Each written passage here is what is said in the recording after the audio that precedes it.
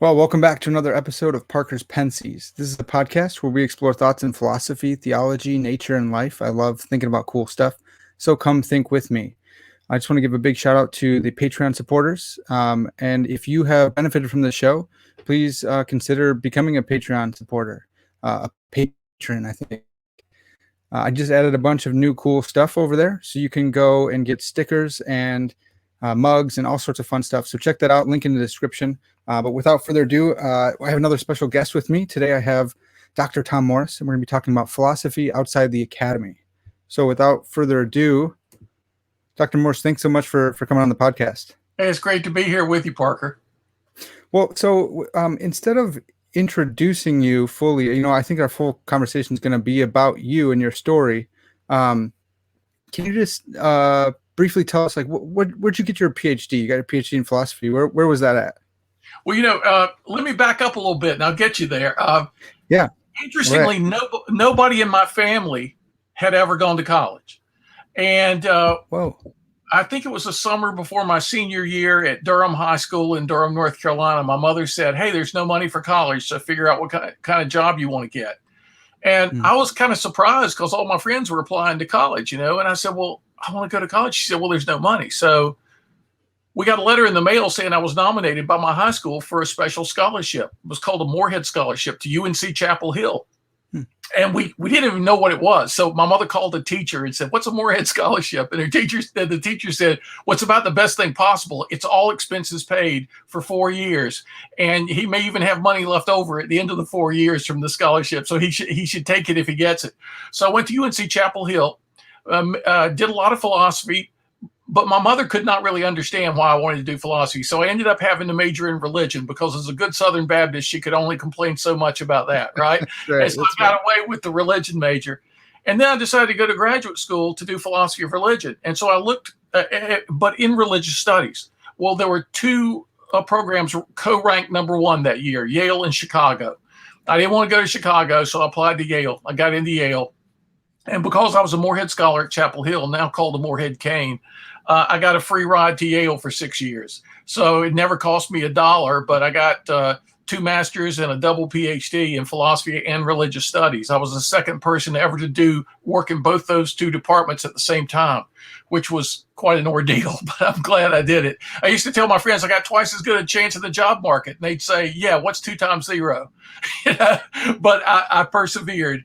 And then I did something really original for my dissertation, and it got me hired by the place that wanted to be number one in the world in that specialty, philosophy of religion, which was the University of Notre Dame. So I started my career at the most amazing place. We quickly did become number one in that specialty, and I thought I was going to spend my entire career, in the classroom at Notre Dame. I mean, I had big classes. I had an eighth of the student body most years in my class. I had 12 teaching assistants, so I didn't have to grade papers. I taught 2 days a week, and it was just a wonderful place to be. But then I started being asked by business groups that had heard about the popularity of my classes, hey, did the philosophers say anything about ethics that we need to hear today, or about success? Did the philosophers talk about success? And that started what I've been doing now for 30 years. Yeah, that's so great. So why did they think to talk to you about that? Well, it's funny. The first person who came to my house was a lady from the Chamber of Commerce. And she was a neighbor, and she said, look, I've heard your classes are really popular at Notre Dame. We're having a thing in the Chamber of Commerce for young business leaders in the community, deemed to be the future top leaders of their companies. And we're going to do a day on we're going to do a day on ethics, and we're going to do journalistic ethics in the morning, take them to the local TV station, the local newspaper. We want to do business ethics in the afternoon. Could you give us a talk on business ethics? And rather than saying, well, that's not my specialty, and I've never taken even a class in that, I've never even read a book on that, I said, okay, let me put something together. So I did 2 things, Parker, and I recommend this to people. Say yes to as many things as you can, even if you don't think you're ready, because you're going to learn something. I decided to do 2 things. First of all, go look at the best-selling business books about success. And I read 2 or 3 of those. I listened to motivational speakers' tapes. I wanted to figure out what I needed to build on and what I needed to resist. And so then I did just some thinking about ethics from a philosophical point of view. I made my presentation for about an hour. And almost everybody there said, you got to do that at my church. You got to do that at my Kiwanis Club, my Rotary Club, my bank, my real estate company. So I was all over South Bend, Indiana, giving free talks for 2 years. And then an Oldsmobile dealer called me. And he said, look, we have this regional Oldsmobile dealers association meeting once a year. And we always have a motivational speaker. And they all kind of say the same thing. You know, set goals, aim high, believe in yourself. Did the great philosophers say anything deeper about success? And I said to this guy, Parker, I said, I don't know. It's not the kind of stuff I studied at Yale, but I'll look into it if you want me to. And he said, okay. And so 5 months later, I was in front of a room full of Oldsmobile dealers talking about success. And they went nuts. And they started telling their friends. And before you knew it, I was flying all over the country. Shortly after that, I was in Finland and Sweden and Russia and Costa Rica, and I was being asked to talk about success everywhere, and it just kind of launched me into this thing I never expected. My wife would pick me up at the airport from a speech I'd given someplace, take me into campus. I'd teach intro to philosophy, eat lunch, and teach a senior seminar, and she'd take me back to the airport to fly off to someplace else. It was crazy. And at one point, after this had gone on for a few years, she said, you're going to have to make a choice, or you're going to burn yourself out. You know, what's it going to be, university life or this? And university life was great. I was a full professor. You know, I was kind of doing some pioneering work in my field. It was wonderful, but I felt a sense of calling to go bring philosophy to where people were. Not everybody can go to a great university to study philosophy for a semester or a year, but we all need it in our lives. And it occurred to me the last truly public philosopher not affiliated with the university was Ralph Waldo Emerson, 150 years before my time. And I thought, okay, it's about time that philosophers unlock the gates of campus and get out into the world, hit the streets, you know. So in 1995, I did what nobody had ever done. I resigned being a full professor, not to go someplace else to another university, but just to set up as an independent philosopher. Now, you know, I don't know how I explained that to my mother, right? But here we are, you know, here we are 26 years later, and I'm still doing it. Yeah. Well, your story was so interesting to me as I heard in class, you know, people talking about what do we do with this degree? What do we do with a degree in philosophical theology or philosophy of religion? And we all kind of joke about, well, we'll find a professorship and I'm going to find one, but you won't. And then every now and then a professor will joke, say, hey, well, you know, Tom Morris made it out. You know, he's in business. He's in the business land. So you're kind of the shining hope for a lot of us. Yeah. But I wanted to talk to you about this because I study theology and I'm looking to go on and study philosophy. And like you said, 0 times 2 is still 0. There's not very many jobs. But a lot of professors have talked about, you know, you better find a plan B. You better find a plan B. And you're kind of the plan B that wasn't a fallback, but that kind of blossomed out of this. Yeah. And so I don't know if you've personally thought of this. I'm sure you probably have. But are you unique, or can this be done by other philosophers and even theologians? Yeah, I think it can be done. I think it can be done by anybody who gets excited about ideas and about ideas that people can use to enhance their lives.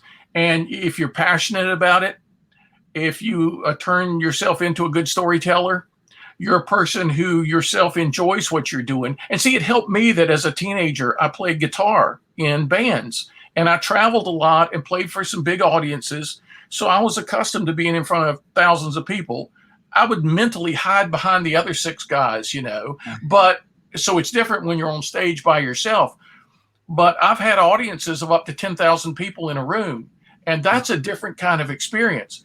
But if you're excited about what you're doing, if you've absorbed ideas that you want to share with other people, and if they're ideas that you know will help those other people with their lives, you just walk onto a stage like that and you have fun talking about those ideas, and what results can be extraordinary. I mean, I've seen thousands of people jump to their feet, stomping and clapping and whistling and yelling at the end of a philosophy talk, and you would say, whoever thought this would happen, you know?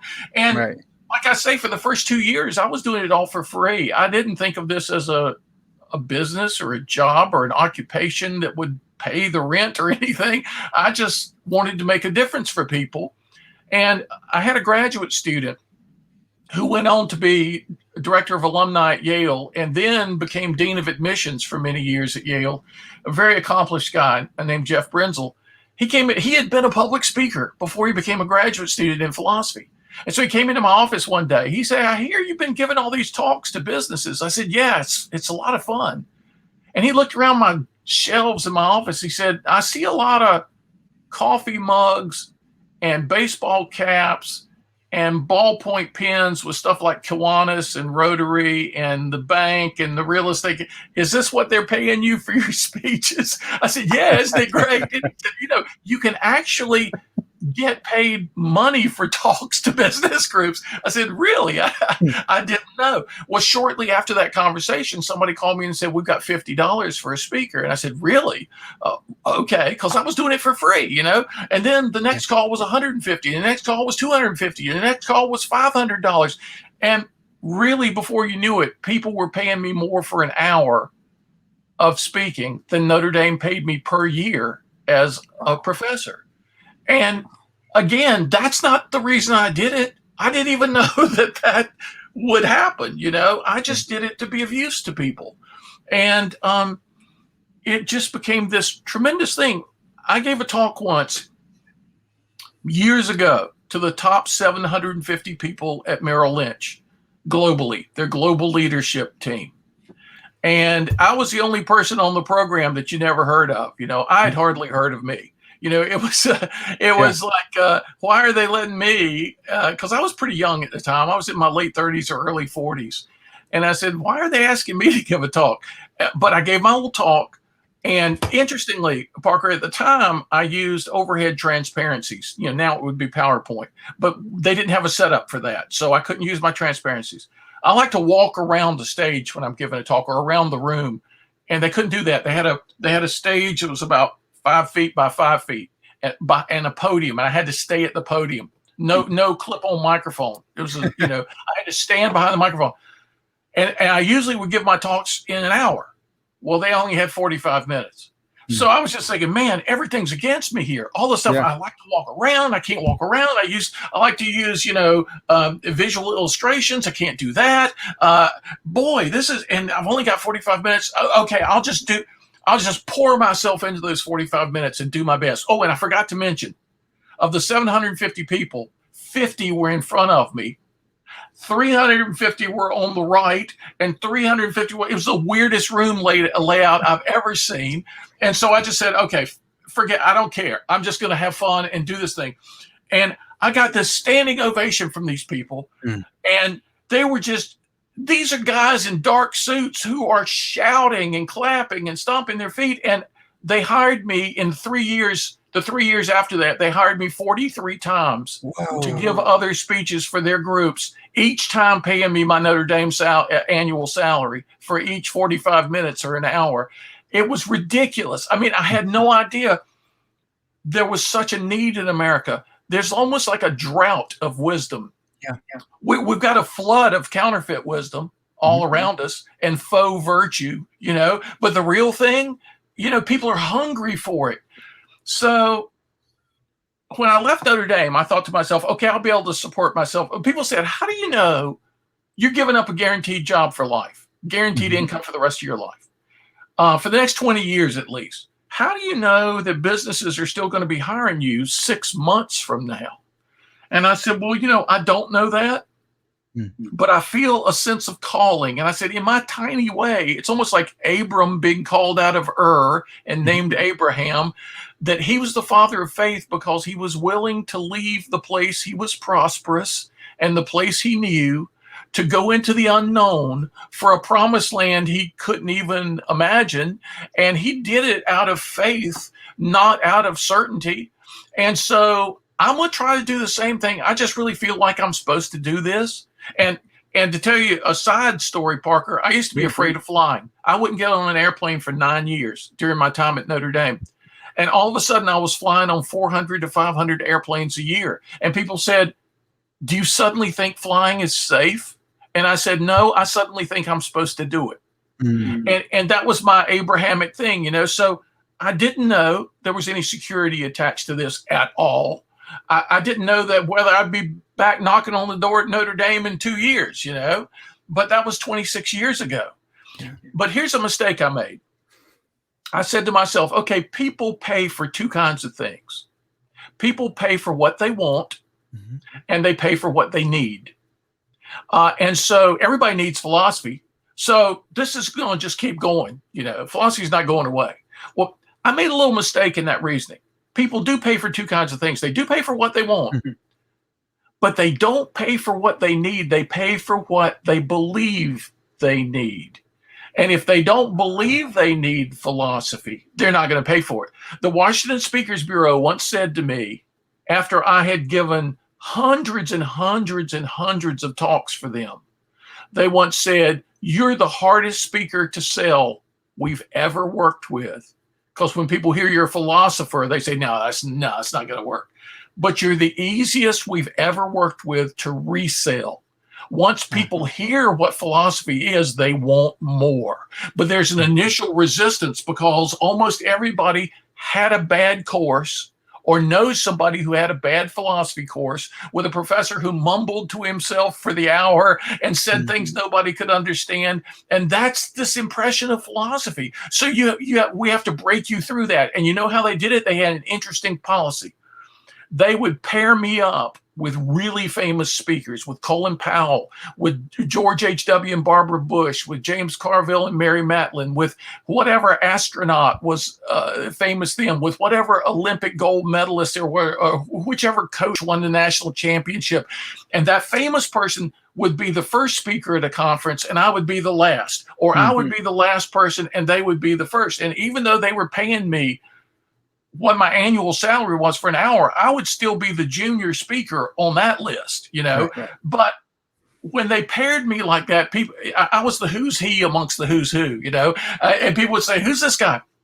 Colin Powell would get a standing ovation when he walked onto the stage. Right.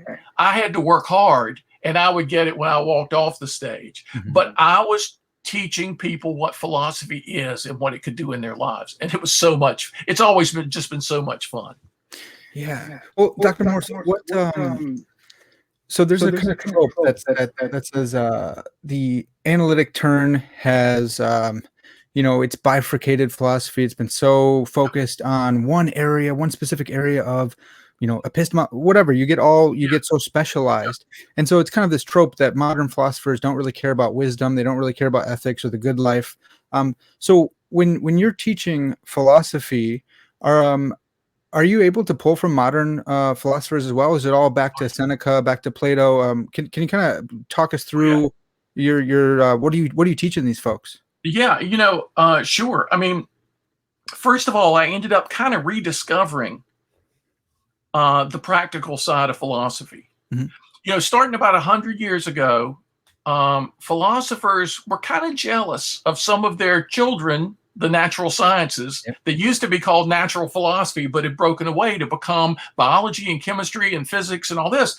And these branches originally of philosophy were making such strides in very technical ways that a lot of the university philosophers started using more logic, more symbolism, more quasi-mathematical, really careful about their language, coining specialist terminology, kind of in emulation of the natural sciences. But that pulled them away from the fundamental human questions they had always been dealing with. Now, there have always been theoretical philosophers. It's always been hard to read Kant's Critique of Pure Reason or Hegel's Phenomenology of Spirit. Always been hard. That's one kind of philosophy. but it's always been engaging to read Seneca or Marcus Aurelius or Epictetus or Confucius or Lao Tzu, or there are things in Plato that are so engaging to what people really are concerned about. There are things in Socrates' other student, Xenophon. There are remarks of Socrates that he preserved that Plato didn't preserve because Plato was more interested in theory. Well, I'm going back to all those guys. But to give you an example, to answer your question, I walked into a small boutique hotel one day, and I had been there earlier in the afternoon. They were setting out snacks, kind of afternoon tea, and I sat down and I was having a little snack, and I was all by myself in this beautiful lobby. And a young guy comes in a suit, and I said, "Hey, fix yourself a snack and come over here and sit down and talk." I mean, I didn't know who this guy was, so he came over and sat down. I said, "What's your name? What do you do?" He told me his name, and I said, "So what's your work?" And he said, "Well, I'm president of the Alfred P. Sloan Foundation." I said, "No, you're not. Come on." He said, "Yeah, I am." And we got to talking about his dad was a philosophy professor when I was an undergraduate at Chapel Hill. And so we got to talk about modern philosophy and all this. So he had to go to a meeting. I had to go to a meeting. I come back in the room later, and somebody says to me what I had said to that guy: "Hey, get some food and come and sit and talk to us." I said, "Okay." Well, it ends up, it was the president, CEO, and editor-in-chief of Fortune magazine with his wife and a friends of theirs. And so we spent 2 hours talking. This was 2 or 3 years ago. We spent 2 hours talking politics, business, and philosophy. And I was using an ordinary language philosopher to a little book called How to Do Things with Words to illuminate political discourse in our time. And this guy, Alan Murray's wife, was saying, "You need to be taking notes on this. You need to know this stuff." Well, this was modern British analytic linguistic philosophy being used to illumine our political landscape, So you're not going to make much headway with Merrill Lynch to use modal logic on your PowerPoint, right? There are certain things. It's almost like we do all that stuff to hone our analytical skills so that we can use those skills for the game that people want to play. It's almost like a football player. He better spend a long time in the gym to be a great football player. But you never see somebody at halftime bring bench presses onto the field and dumbbells right? He does that to prepare for what he does on the field. That's the way I look at so much of modern analytic philosophy. It prepares you the best we've ever been prepared to be clear thinkers for people, to be precise, precise in bringing people real wisdom rather than counterfeit wisdom. We see through the fallacies. We see through the falsehoods. We can find those jewels, those gems buried beneath the mud. It's almost like an image I've used. I live at the beach in North Carolina, but I like an image of being in the mountains, panning for gold in a cold mountain stream. And most of the day I'm standing with the water up to my knees, and I got my pan in the creek, and most of the time my pan is full of mud. But every now and then I see a gold speckle, and I pull it out. It's a nugget, and I wash it off, and that's what I give people in my speeches and in my books, because they don't have time to stand in a cold stream all day long looking for that gold, but I do. And then what do they pay me for? To bring it to them in ways that they can use. So modern philosophy has served me just as well as Stoicism or Confucianism or Taoism or Christian thought of the Middle Ages. I draw from all the wisdom traditions, and I try to package it in a way that doesn't distort it, but makes it usable for people in their lives right now. That's so fantastic. And I think I completely agree with your idea of practicing and then bringing it to people. That's kind of how I think of philosophy as well. So I love reading, Thomas Nagel and the View from Nowhere. And it's like, well, there's more to reality than objective reality, and because there's subjective reality. And I want my students to know that. I don't want them to be, crazy modernists and reject the subjective perspective. Right. There's a lot of hard work to do in helping people think through that. Yep. But then we get to repackage that, and as they grab it, as they start metabolizing it and chewing on it, then you can let them in further and deeper, and you can give them a book on this. You can give them Nagel's book, and Yeah. let's come along with me now. Come along with me, and you're trying to leave some breadcrumbs for them.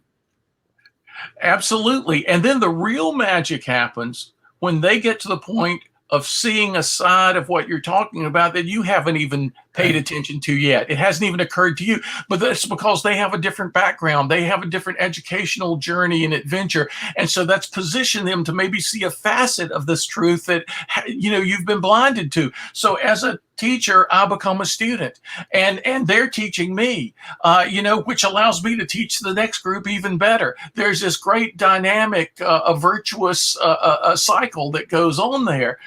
And with business groups, especially with the leadership groups of these big global companies, you got some really smart people.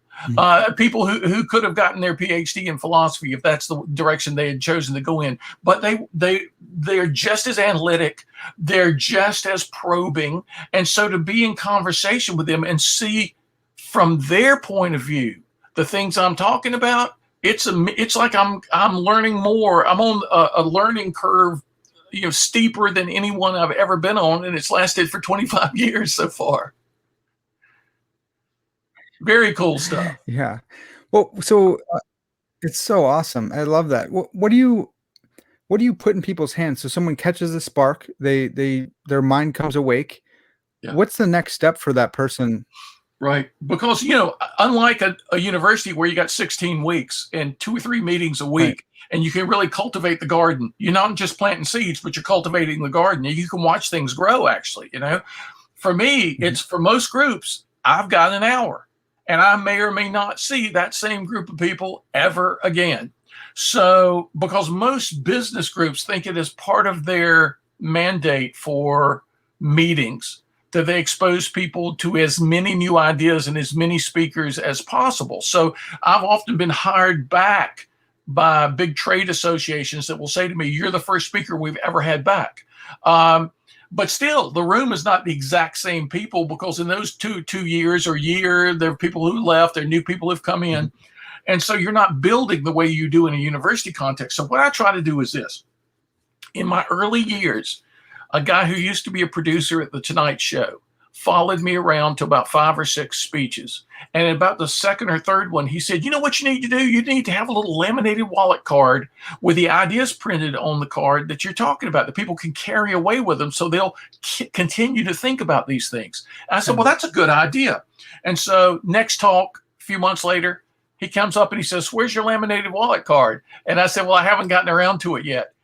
2 months later, same conversation. "Where are the laminated wallet cards?" I've been meaning to do that, but I've just been too busy. Third time, he comes up to me and he hands me a stack of laminated wallet cards. He said, "Give them out today to everybody in the room." And I look at these cards, and I still have one of the original cards. It's got the 7 ideas I talked about that day. 7 universal conditions for success. I call them the 7 C's of success, drawn from all the philosophers across wisdom traditions. And the back of the card was blank. So I said, "I'll make these, and on the back, I'll put my website address. I'll put ways to get in touch with me, maybe the cover of a book, and I'll create a website that they can come to for further reading and to kind of deepen themselves in this." So you're right, Parker. It was so important for me not to just have a one and done, a hit and run, but to start a process with people. So even today, every few weeks, I'll hear from somebody, "I heard you in San Diego 20 years ago, and I still carry the laminated wallet card in my wallet." I'm thrilled. One guy said he heard me speak on success. He bought my book, True Success, A New Philosophy of Excellence. He gave it to all his kids as graduation presents, and now he's giving it to his grandkids. I'm thinking, am I that old? But for ideas to stick with people like that really gives us as philosophers a sense of satisfaction that we're really being of use to people. Yeah. Dr. Morse, do you have any kind of vision for, so you're creating you're creating philosophers in these business people and whoever you're speaking to. Do you have any kind of vision for creating more public philosophers that are doing what you're doing? Have you considered that at all? It never even occurred to me for the longest time, but I'm starting to think about that, because I can't remember if it's Rutledge or Wiley or Blackwell's or somebody is putting out a book, a guide to public philosophy, and they asked me to write an essay for it. And so I did. I kind of told my story in various ways. And I thought to myself, wow, there are a lot of, and over the years, I've gotten emails or phone calls from a lot of younger philosophers who've said basically, I want to do what you're doing. And just in talking to them, I can tell some of them aren't ready at all, and some really are. And so the ones who aren't ready, I try to counsel them on how to get ready. And the ones who are already in a great position to do this sort of thing, I try to tell them how I got started and help them think through what their own version of that might be. But you're right, Parker. I think at some point soon, I'm finishing up 2 big books, one that's taken me 20 years and one that's taken me 30 years to write. And as soon as these are completely put to bed, I'm going to think through whether I should hold an event for younger philosophers who want to have more impact in public and just spend a weekend together talking about, because pretty soon we'll be able to do that again, right? Yeah. We can take off the mask and meet together and just share all our stories about what we've seen that works and what we've seen that doesn't work. Because it can be like this. It's not like a university job that it's always going to be the same. I mean, the recession hit in 2008 and everybody canceled all their meetings. So that was like all the classrooms at Notre Dame being locked for 2 or 3 years, right? So what do? Right. You when life hands you lemons, make lemonade, right? You figure out new ways to serve people. In this pandemic, everything, the entire speaking industry shut down. Well, people were calling me last March.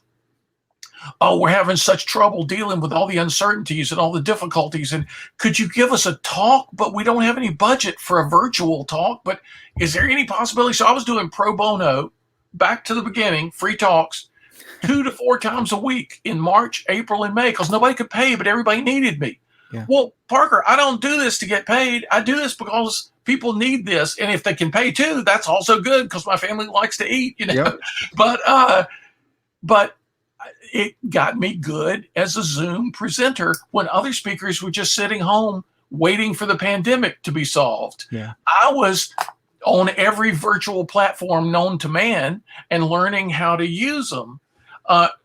And then getting books finished that I didn't have time to finish while I was traveling all the time. So, you know, there are different phases of life. And the one coming up now may be one where I want to work with more young philosophers on how to do in their own way, not copying me, because my way may be just idiosyncratic, but there could be some version of what I've done that will be tailored to many different philosophers who, when I'm 99 years old and don't want to drive across town to give a speech, they'll say, I'll say, yeah, Parker, you go do it. That's great. Well, Dr. Morris, what are the kind of attributes? You said some people aren't ready, some people are ready. When you see someone that is ready, what do they look like? What do you see in them that you say, yeah, you could do this? They're really animated. They're on fire for the ideas. They're excited about the ideas. Mm-hmm. And they're good storytellers. And they're also often pretty funny. Okay.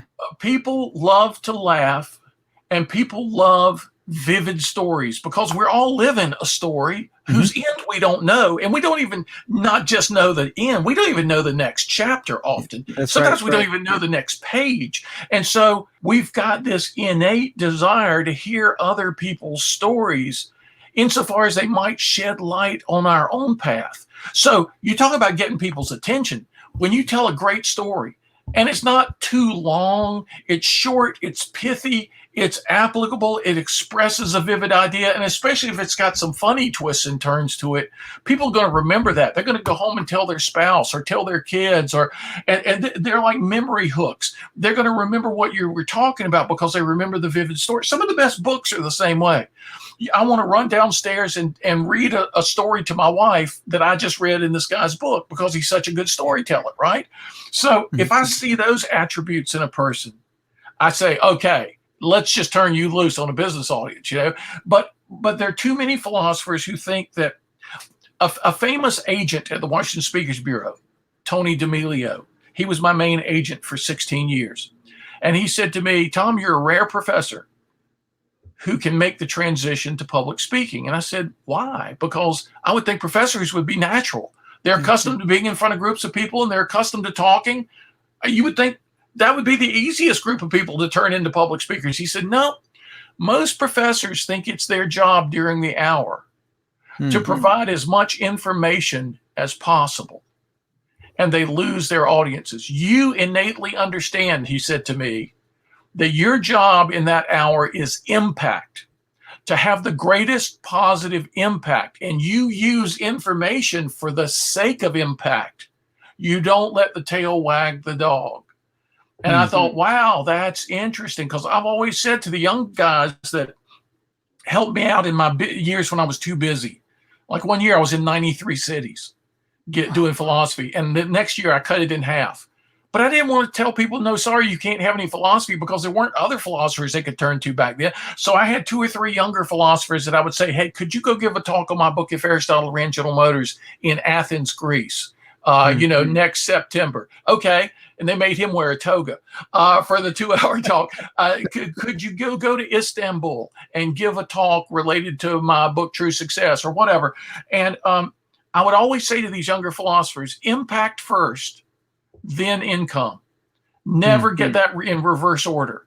Never care more about, what you're being paid than you care about the difference you're making.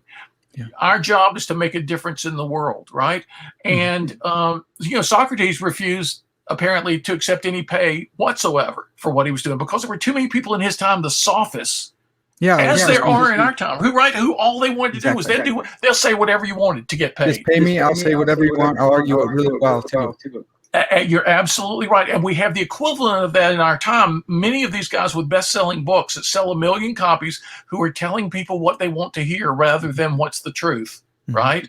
And so I would be like Socrates if I could, right? If I had a trust fund or something. But I'm a guy who grew up in a house about the size of the room I'm sitting in now, 800 square foot house, a rented house with ditches out front, and everybody in the neighborhood, their dads worked at the American Tobacco Company or Liggett Myers Tobacco Company, or they were, plumbers or machinists, I could be a farmer if I wanted to. I could be a truck driver. A relative was a NASCAR mechanic. But I didn't get it. As you know, we don't get into philosophy thinking that's a way to get rich, right? That's a way to make a lot of money. No, it's like being a missionary, right? Yeah. But you do have expenses. So it's great when people will pay us for our work, but we're going to do the work regardless, right? Yeah. That's funny. I'm actually a campus missionary as well. So well, there you go. You know what I'm talking about. Yeah. So Dr. Morse, when it comes to pulling wisdom from the Bible, from Jesus, from Solomon, are you able to do that in a secular setting? Are you nervous about that? Like, how do you incorporate that into your teachings? Yeah, I definitely do. There's no problem in front of an audience of 2,000 financial advisors, many of whom are Christians, Protestants and Catholics, and you're going to have some Jewish folks, you're going to have some Muslim folks, you're going to have some people with Hindu backgrounds, you're going to have some Buddhists, you're going to have some none of the aboves. But if I'm giving them, Seneca and Plato and Marcus Aurelius and Aristotle, they don't care at all that I'm also throwing in some Proverbs, or maybe I'll quote the Apostle Paul, or it's like I've already set them up for understanding what I'm doing is trying to bring them the world's greatest wisdom. And at a certain point, they're like, okay, boy, the Bible says that. But here's the way I do my talks in a really subtle way. There are 2 things I do. One thing is that I was asked to speak on ethics for 2 years, as long as I was free. And as soon as I started charging a fee, and I had to start charging a fee, Parker, because one guy would offer me $100 for a talk. Somebody else would offer me $200. Somebody else would offer me $500. If they ever had lunch together, somebody's going to think they didn't get a good deal, right? So I had to just kind of set a fee. And I would raise the fee when I thought appropriate, right? But I eventually let it kind of cap out at about half of what I thought it could be. But I never wanted anybody to say he was really great, but he was kind of pricey. I wanted them to say, yeah, it was the best value we ever got in a speaker, right? So people stopped asking me to talk on ethics. They just wanted me to talk on success or change or partnership. And so I said to myself, okay, I will. But every one of those talks will be about ethical success, ethical partnership, ethical ways of dealing with change. So I was going to put ethics in everything. Likewise, after I give a talk on true success to 3,000 people, there are going to be 6 people who come up to me and say, "You're a Christian, right?" And I'll say, "Yeah, absolutely. I can tell all through your speech." Yeah. And I'll usually respond, "Well, you know, these 7 conditions that I talked about, you can get them out of the book of Proverbs alone."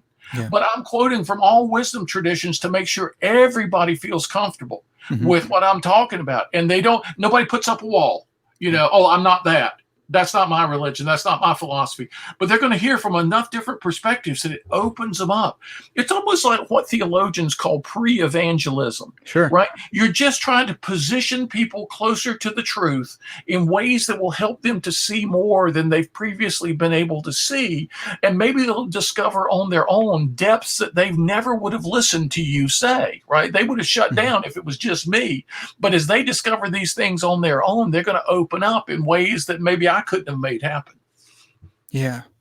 Oh, that's so great. And so much of what you're saying reminds me of what Mortimer Adler was up to in his great ideas. I love him. I love it. The Syntopicon. I read it almost every day. And Good for you, man. it's fantastic. But you've been at this for a while. Have you seen your audience change? Are people more hungry for it now? Are they less? You said people don't invite you to talk on ethics. Do you think that represents something in the culture that people aren't interested in ethics and they're more interested in success? Like, what's your take on that?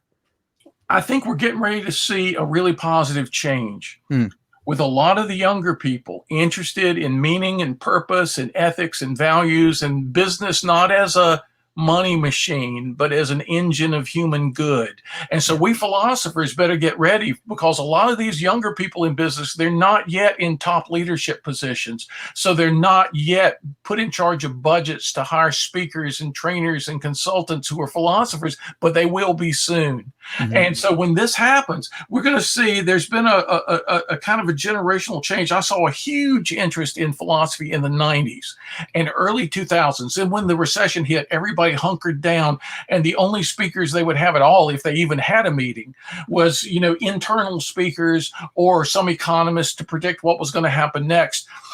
We philosophers became luxuries, unaffordable luxuries right then, right? But so then they kind of established some habits that it took a few years for those habits to break up and for them to invite a philosopher to come back in.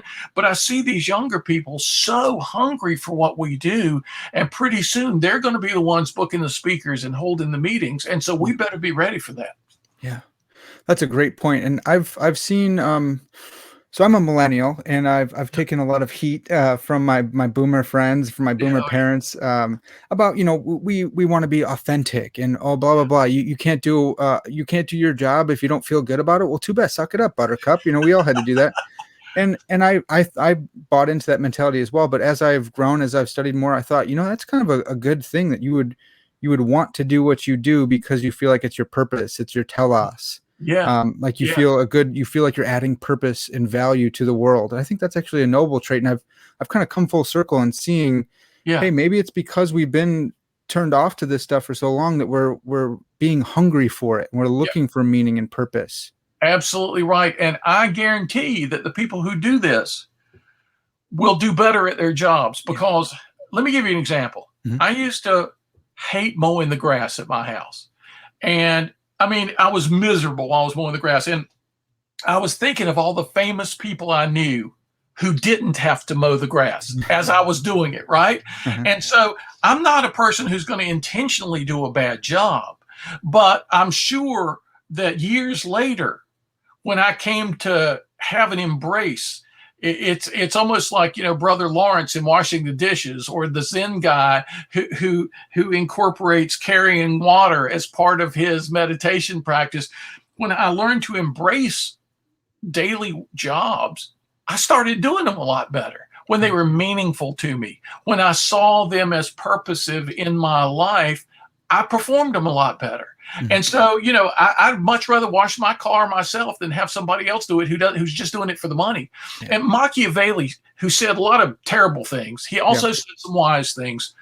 And in one book, the book nobody reads, everybody reads The Prince, which has got awful advice in it.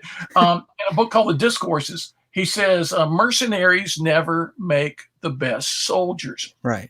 And when you read the passages around that statement, you realize, okay, who does make the best soldiers?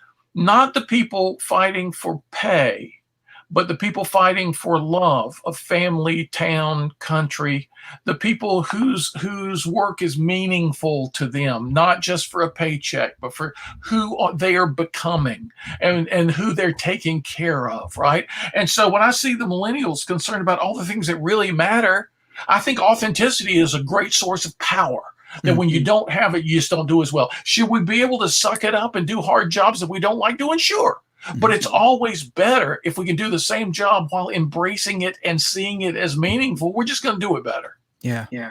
That's great. I think of, I'm pretty sure it was Camus who said we have to think of Sisyphus as enjoying pushing the rock up the hill. Right. Something that nobody had ever thought of before, right? Sisyphus is saying, man, am I building up these biceps and these hamstrings? Right. That's right. Fantastic. Well, okay. So Dr. Morse, when it comes to inculcating these attributes that are necessary for becoming a public philosopher, I think about the philosopher friends that I have, and they're all exceptionally specialized in an area of free will or epistemology. And I think that's great because I need them. I need to read their dissertation in order to talk to the guys that I disciple about free will and God's decree and stuff like that. Right. But what do they? How do they go about inculcating the generality needed to teach wisdom to the popular to lay folks? Well, for some of them, it's a hard transition. I once wanted to do a book. I knew a bunch of guys early in philosophy of religion, because when I got into philosophy of religion, Parker, there were 2 or 3 subject matters: existence of God, problem of evil, meaningfulness of religious language. That's all anybody ever talked about.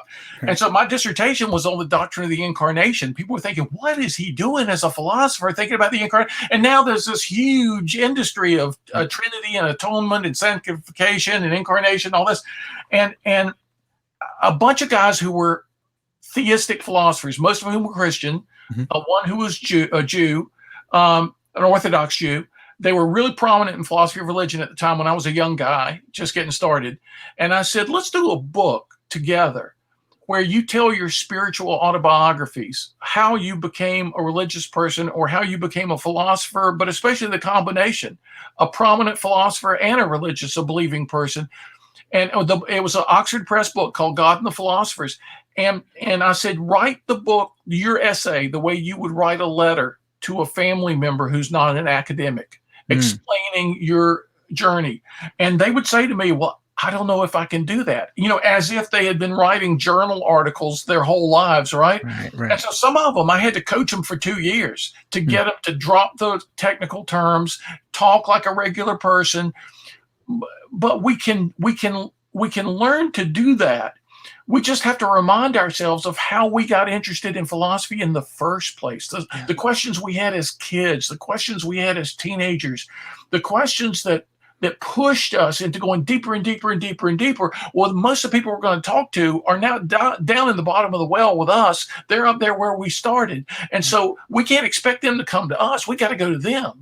It's like a bridge. I used to think of my students, they're on one side, I'm on the other side. I've got to go at least halfway to lure them over to my side.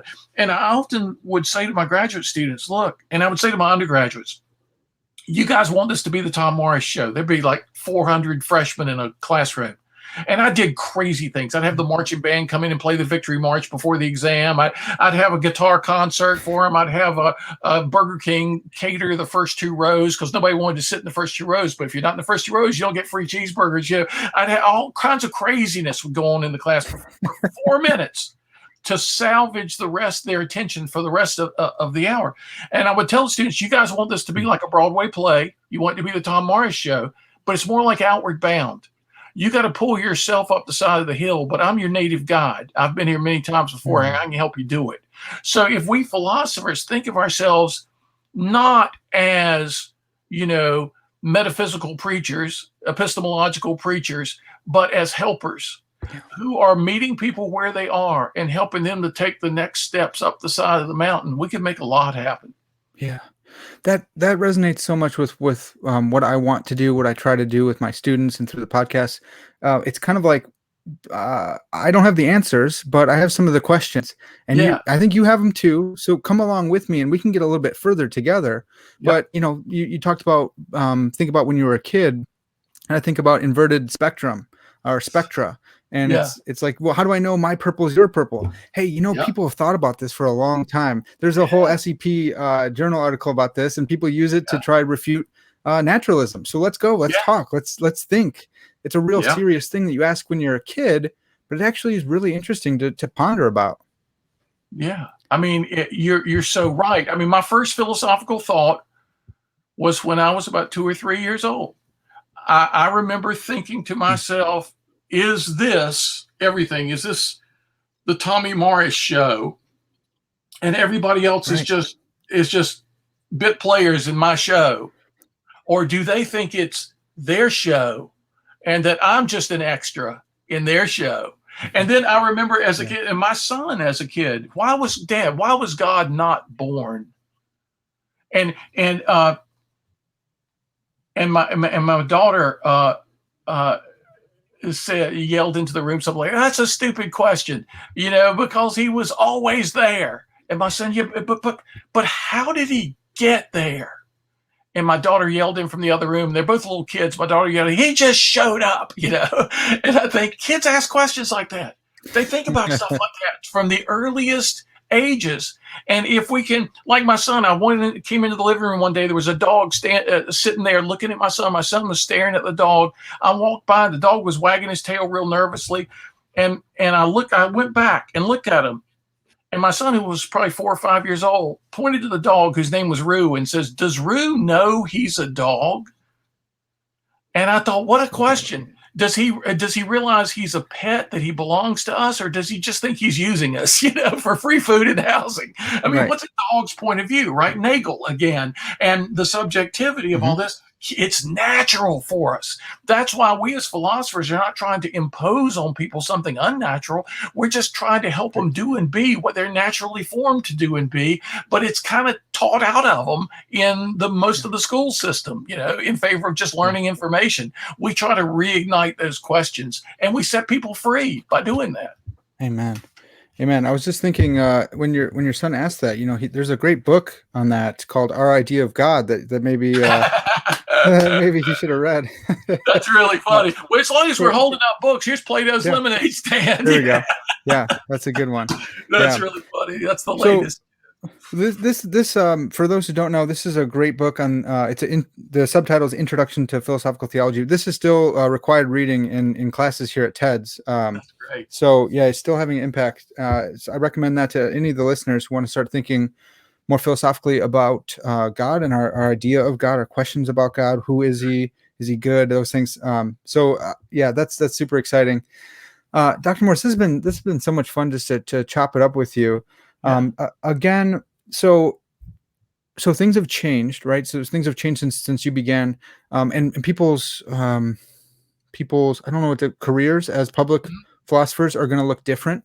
Have you seen you've seen different venues pop up? Do you think, is starting a podcast, is YouTube, what are some like practical steps you think you could recommend for budding philosophers? I try to post on social media every morning. And it won't always happen 7 days a week, but at least 5 or 6 days a week. And I do something really crazy, Parker. I like to collect beautiful photographs in one of my computers in my laptop that I have with me at the breakfast table. And there could be a photograph of anything. And I just save them because they're cool looking photos from photo websites and stuff. And so I'll pull up 1 or 2 of those photos and I'll say to myself, does one of these speak to me this morning? And like there was a guy this morning, a guy standing on the end of a pier at a lake, and he's by himself. I said, what does that say to me? And I kind of sit quietly for about half a minute, and then boom, I start writing something. And I post it on Facebook, Twitter, LinkedIn, Instagram. And the reason I do that, it's a paragraph or 2 paragraphs usually. Sometimes it'll be a sentence or 2. At most, it'll be 3 paragraphs. but I'm trying to jumpstart other people thinking about things that matter. Yeah. And maybe they'll feed me some questions or comments that'll help me think about. Today it was the illusion of the individual as sole solitary and depending on nothing else. Every man is an island kind of thing, because Right. of the solitary guy in the picture, and how it may be one of the most dangerous illusions of our time to think that we don't need other people. We don't, if we choose to align ourselves or link in with somebody, that's our choice, and it could be very temporary, and it's never internal to us. So I try to talk about a deeper perspective on human connectedness. Yesterday was maybe the nature of a challenge in our lives, how we deal with challenges. And then the day before, it could be something completely different. But I encourage young philosophers to be present where other people are, and to elevate these social media, which otherwise become just maelstroms of people arguing all the time. Bring some light to the darkness, and do a website, do a podcast, whatever you're comfortable with. You be there for people where they are. That's just the virtual digital version of me going to New Orleans or San Diego or Florida to be with a group. Don't expect people always to come to us, but go to where they are. The Apostle Paul did that. Socrates did that. Some of the most powerful philosophers have gone to where people were, and that made all the difference. Yeah. Good stuff. Well, that's huge. So, yeah, Dr. Morris, where can people find you? Where can they find more of your stuff? Where can they find your books and podcasts? And best way to start, go to Tom V as in Victor. My middle name is Victor. TomVMorris.com. That's my main website. They can click on books. They can click on social media. They can follow me on different sites. And they'll see books like this. I mean, you'd never expect a philosopher to write novels. Well, I did a book. It's the most fun I've ever had writing a book. The Oasis Within came to me as a movie playing in my head one day, and I didn't even know what it was. I wrote 10 pages and put it on Huffington Post, and within minutes had emails from all over the world saying, "This is great. This is great. Is this from a book?" I didn't know what it was, but it ended up being 8 volumes, 8 novels of over 1 million words, kind of my Lord of the Rings, my Narnia, my little version of. Early readers said this is Harry Potter meets Indiana Jones meets Plato and Aristotle. A kid in Romania, in Bucharest, who's 15 years old, discovered these novels in the summer, and as he read them, would write me every day through Facebook, direct message, asking me questions or telling me what he got excited about. And the kid at age 15 has become a really deep philosopher in 6 months just through reading the novels I never knew I would write. People can find out about those at tomvmorris.com. So I encourage people to come, explore, look around, use anything that you find helpful to you. There was a blog you can sign up for. I'd love for people to come and philosophize with me. yes. That's fantastic. I love that you wrote that novel, or those novels. I think of C.S. Lewis. I think of Philip K. Dick. People who are putting their ideas into, and it makes you think. It makes you mentioned earlier about stories and how those influence us. So I'm really excited to see that you've done that. I think more philosophers need to write novels as well. And people, it becomes deeply Christian worldview. Comes up as you go through the books. It gets more deeply theological, and it's set in Egypt of all places in 1934 and 1935.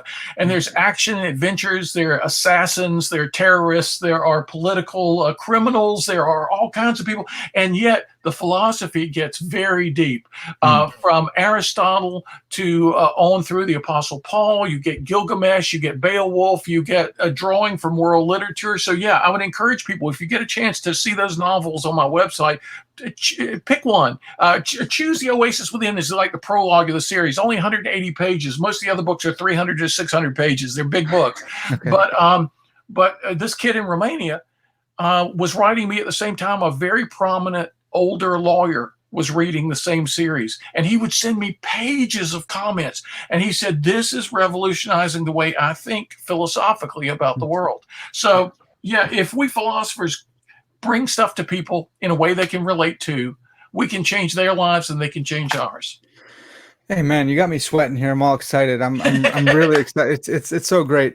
We have to. You got to come back and we got to talk more. I really appreciate your perspective, and uh, I think part of the reason you're invited back so much is that fantastic accent as well. It's just nice to hear Yeah, you. that's right.